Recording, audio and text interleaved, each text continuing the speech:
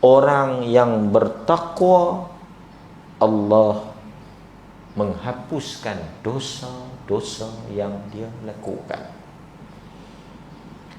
Allah Subhanahu wa taala berfirman, "Wa may yattaqillah,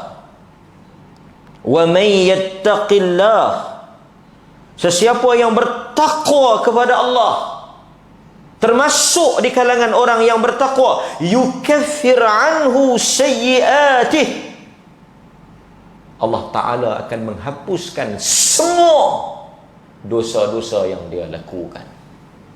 Selain daripada jalan keluar daripada masalah, keluasan daripada kesempitan, kelapangan daripada kesusahan, Allah kata yukaffir, dia membersihkan kamu, dia menyucikan kamu daripada apa?